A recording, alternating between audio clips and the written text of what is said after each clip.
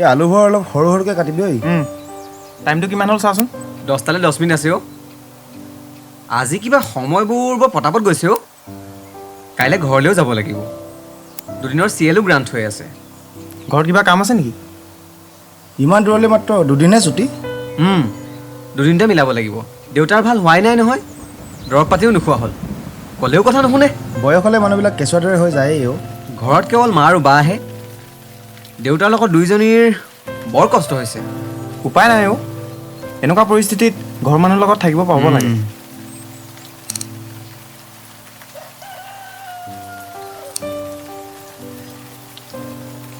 এটা কথা কি জানো, যেতিয়া স্কুলত পঢ়ি আছিলোঁ পুলিচত জইন কৰাৰ সপোন দেখিছিলোঁ, আৰু এতিয়া মোৰ আকৌ আগতে পুলিচবোৰ দেখিবই মন নাযায়। পুলিচ বুলি ক'লে এটাই মনত আহে, ঘোচ খায় আৰু বহুত কিবা কিবি। কিন্তু এতিয়াহে গম পাইছোঁ পুলিচ কি। কেতিয়াবা দুখ লাগে জানো, যিবোৰ মানুহৰ বাবে ঘৰখনৰ পৰা আঁতৰত থাকি দিনে ৰাতি কষ্ট কৰি আছোঁ, সেই মানুহবোৰে দুই এজন বেয়া পুলিচৰ কাৰণে গোটেই পুলিচৰ জাতিটোকে গালি পাৰে।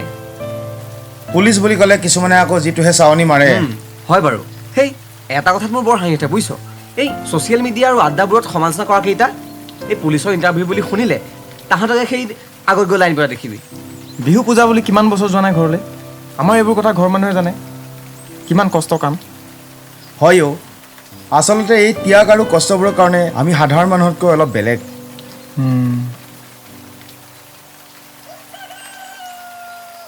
ঐ, তইচোন আগতে কবিতা লিখিছিলি। গানো গাইছিলোঁ, স্কুলত প্ৰাইজো পাইছিলোঁ। তেতিয়া আকৌ মই সেই গায়ক হোৱাৰ সপোন দেখিছিলোঁ। চাচোন কি যে আমাৰ মনবোৰ।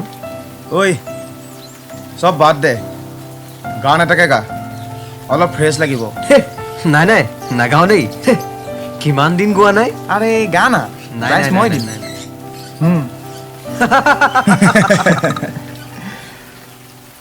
ঐ ছাৰে ফোন কৰিছে, যাওঁ ব'ল, আৰ্মষ্ট্ৰবলৈ আছেই নহয়।